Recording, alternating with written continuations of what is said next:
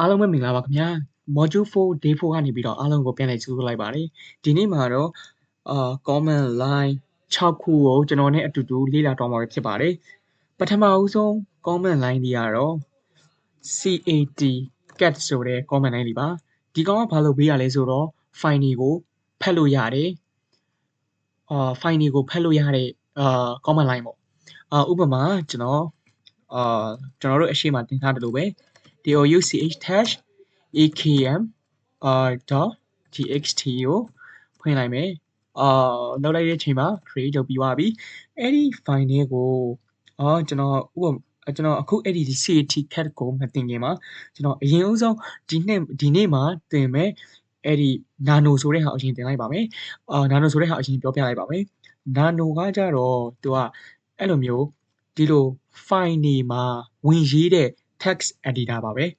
ဒါကြောင့်မလို့ကျွန်တော်တို့က file ထဲမှာအချက်လက်တွေပါတယ်ရေးချင်ရင် nano နဲ့ရေးရပါတယ် nano ဆိုတဲ့ဒီ comment line နဲ့ရေးရပါတယ်ဥပမာကျွန်တော်က akm.txt ထဲကိုကျွန်တော်ကစာသားလေးရေးချင်တယ်ဘာလေးပြောင်းချင်တယ်ဆိုရင်ကျွန်တော် nano နဲ့ပြောင်းလို့ရပါတယ်ကျွန်တော်ရှင်းသွားအောင် CL လေးက clear လုပ်လိုက်မယ်ဒီမှာကျွန်တော်ဘယ်လိုလုပ်မလဲဆိုတော့ nano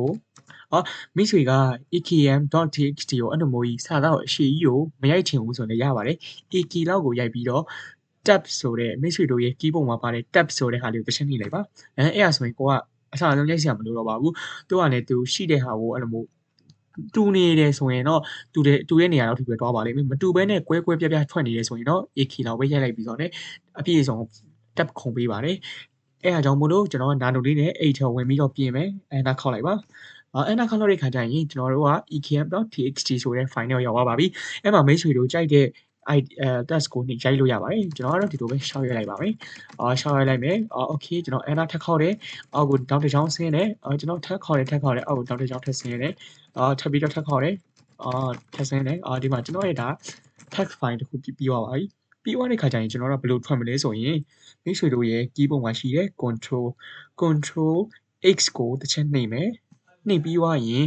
control x ကိုတစ်ချက်နှိပ်ပြီးသွားရင် y အမှာသူပြတယ်လို့ yes ကိုနှိပ်မယ် y ကိုတစ်ချက်နှိပ်မယ်နှိပ်ပြီးသွားရင် enter လေးတစ်ချက်ခေါက်လိုက်ပါအဲ့ဒါဆိုရင်မိတ်ဆွေတို့ကအဲ့ text file တွေကနေပြန်ထွက်သွားပါပြီအဲ့ဒါဆိုရင်ကျွန်တော်တို့နည်းနည်းလေးရှင်းကြလို့clear ပြန်လုပ်လိုက်မယ်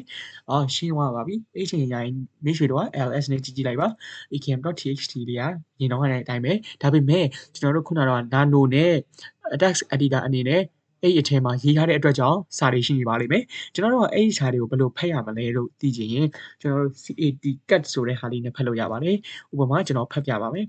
CAT cat akm tab လေးတစ်ချက်ခုံလိုက်မယ်အပြည့်စုံမရေးတော့ဘူးတူပါတူရေးပေးပါတယ်အဲ့မှာ enter လေးခောက်လိုက်ပြီဆိုရင်ကျွန်တော်တို့ခုနကတော့ရေးထားတဲ့ text တွေအားလုံးကိုတွေ့ရပါပြီဟုတ်ကဲ့ပါဒါကကြတော့ CAT cat နဲ့ကြည့်တဲ့ပုံစံပါဒါပေမဲ့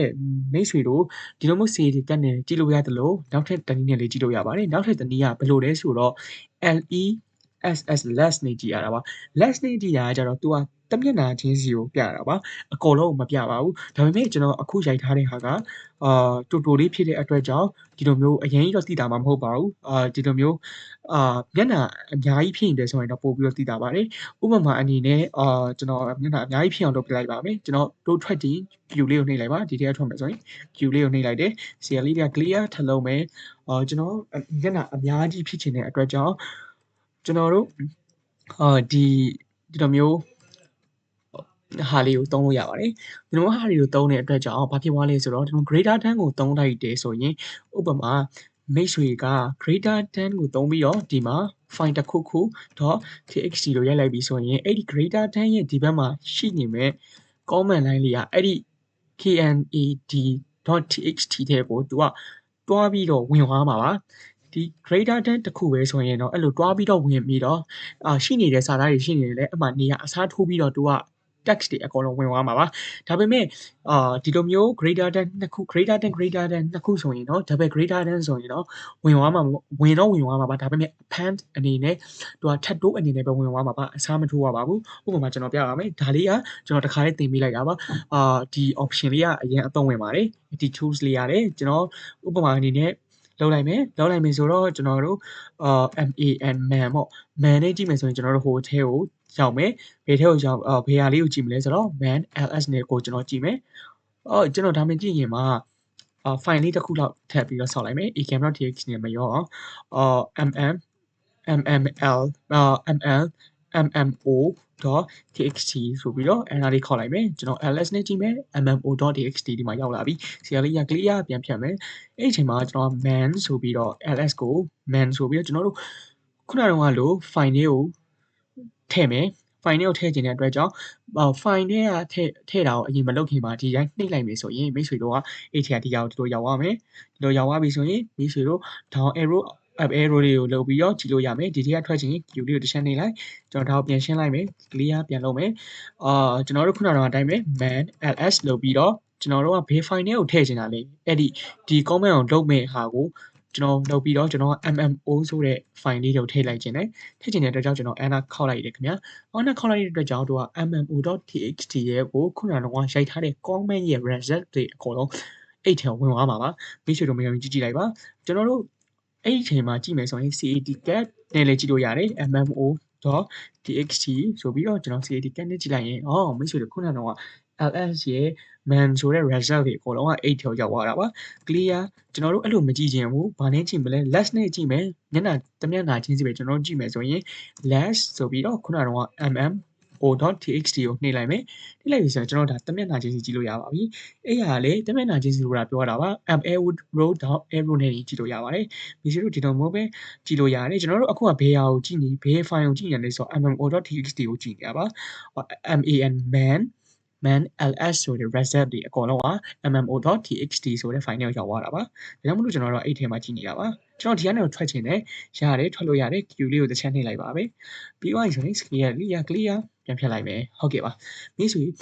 ဒီလိုကျွန်တော်ခုနကပြောတယ်ဒီဟာလုပ်ရင်သူ replace လေးလုပ်မလို့အကုန်လုံးမြင်သွားမယ်ဒါပေမဲ့greater than လုပ်ရင်เนาะသူက append အနေနဲ့ထပ်တိုးအနေနဲ့ဝင်သွားမယ်ဆိုရင်မိတ်ဆွေတို့ဂျုံလားကျွန်တော်ထပ်ပြီးတော့ပြပါမယ်ဟုတ်လားမဟုတ်လားဆိုတာကိုကျွန်တော်ဥပမာကျွန်တော်တို့စာသားအပူရိုက်မယ်ဆိုရင် cho echo နဲ့ရိုက်တယ် echo တပည့်ကောတာလေးကြီးတယ်ပြီးရင် hello bro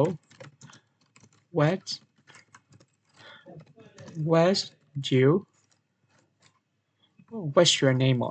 hello bro what's your name ဆိုပြီးတော့ရိုက်လိုက်မယ်ကျွန်တော် question mark လေးပါထည့်လိုက်မယ်အဲ့ထဲကိုကျွန်တော်ကခုနကတော့ဟာတွေနေရာမှာဒီကောင်ကိုအဆန်းမထိုးသေးဘဲနဲ့ကျွန်တော်က append ဆိုပြီးအရင်လုပ်လိုက်မယ် append အောက်ဆုံးကနေပြီးတော့ထပ်တိုးပေးပါဒီစာသားလေးကိုပါဆိုရင်ကျွန်တော်လုပ်ပြီးတော့ mmo.txt ကိုကျွန်တော်ထည့်လိုက်မယ် append အနေနဲ့အဲ့ဒါဆိုရင်ကျွန်တော်တို့ခုနကတော့အတိုင်းပဲပြန်ပြီးတော့ဖတ်ကြည့်လိုက်မယ် less mmo.txt လေးကိုအဲ့ချိန်မှာမိတ်ဆွေတို့ကြည့်လိုက်ပါဟိုအောက်ဆုံးမှာကျွန်တော်တို့ရဲ့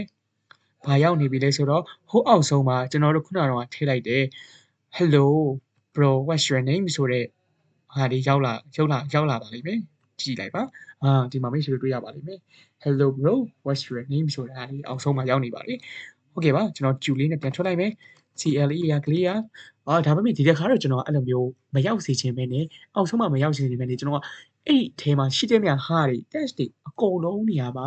ဒီကောင်ကိုအစားထိုးလိုက်လို့လုပ်ချင်တယ် test တွေအကုန်လုံးပြတ်ပြီးတော့ဒီကောင်တစ်ချောင်းလေးကိုပဲဖြစ်စေချင်တယ်ဆိုရင်လည်းလုပ်လို့ရပါတယ်ကျွန်တော်ပြန်လုပ်လိုက်မယ် echo ဆိုပြီးတော့ hello bro what's your name ဆိုပြီးတော့ replace ကျွန်တော်တို့လုပ်ကြည့်လိုက်မယ် test တွေအကုန်လုံးကိုပြတ်ပြီးတော့ဒီတဲ့ချောင်းလေးပဲအဲ့ဒီထဲကိုဝင်ရောအောင်အဲ့ဒီမှာ mmo.txt ကိုတစ်ချက်နှိပ်လိုက်မယ်အဲ့ဒါဆိုမိတ်ဆွေတို့ပြန်ကြည့်လိုက်ပါ cat captain နဲ့ကြည့်လို့ရတယ်လို့ LESS နဲ့လည်းတမင်နာချင်းစီဖတ်လို့ရတယ်ကျွန်တော်တို့ LESS နဲ့ကြည့်လိုက်မယ် mmo.txt ဆိုပြီးတော့စာသားတွေကုန်ပြပြီးတော့ hello bro what's your name လေးပဲပေါ်တော့ပါတယ်အဲ့ဒါဆိုရင်ကျွန်တော်တို့ပြန်ပြီးတော့ထွက်လိုက်မယ် Q လေးကိုနှိပ်လိုက်လို့ရပါပြီ CL ရ clear အဲ့ဆိုမိတ်ဆွေတို့အခုတတိယတီးပါတော့ပါပြီဒီ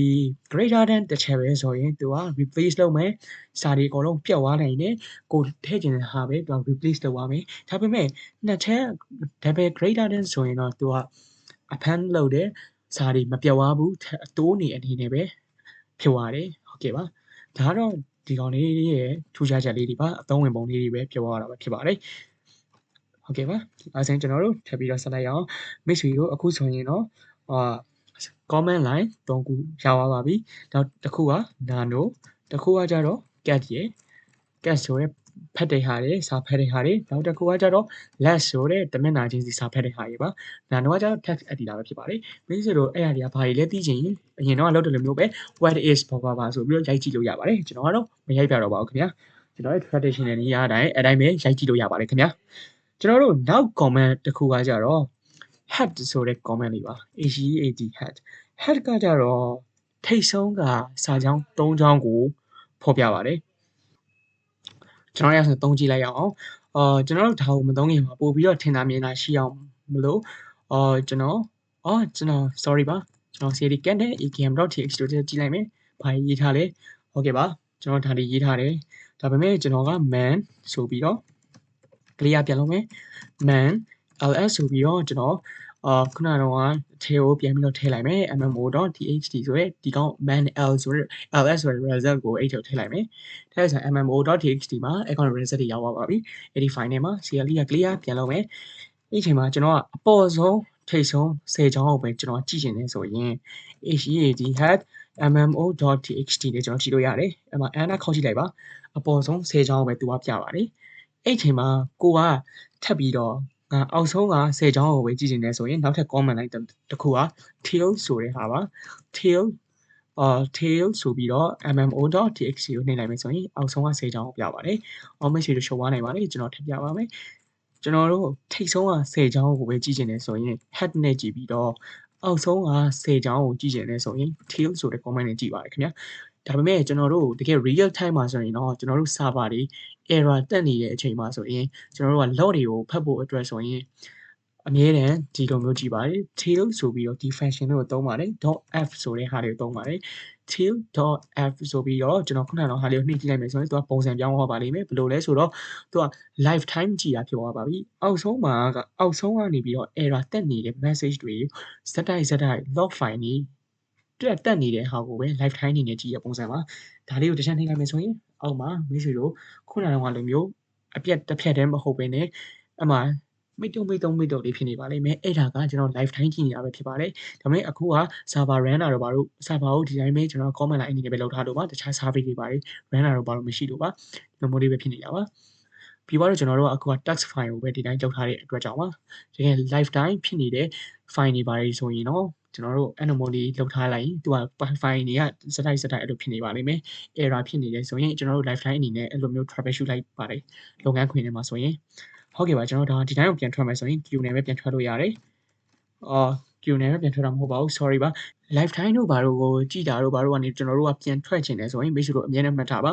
အဲ့လိုမျိုးဖြစ်နေတာမှာကျွန်တော်တို့ကရက်ချင်တယ်ဆိုရင် stop လုပ်ချင်တယ်ဆိုရင် control C နဲ့လုပ်ရပါတယ် control C ကိုနှိပ်လိုက်ပြီဆိုရင်ဒီလိုမျိုးပုံစံလေးနဲ့ပြန်ထွက်သွားပါပြီဒါ lifetime ကနေကျွန်တော်ပြန်ထွက်သွားတာပါကျွန်တော်ရှုပ်နေတဲ့အတွက်ကြောင့် clear နဲ့ပြန်ရှင်းလိုက်ပါမယ်ဟုတ်ကဲ့ပါမိတ်ဆွေတို့အခုဆိုရင် comment 5ခုစလုံးကိုတည်တည်ချာချာရပါပြီအခုလိုမျိုးကျွန်တော် ਨੇ နောက်ဆုံးထိတည်တည်ချာချာ lab ကိုလုပ်ပေးတဲ့အတွက်ကြောင့်အားလုံးကိုကျေးဇူးတင်ပါတယ်ခင်ဗျာနောက်ဗီဒီယိုမှာပြန်လည်ဆုံတွေ့ပါမယ်ခင်ဗျာ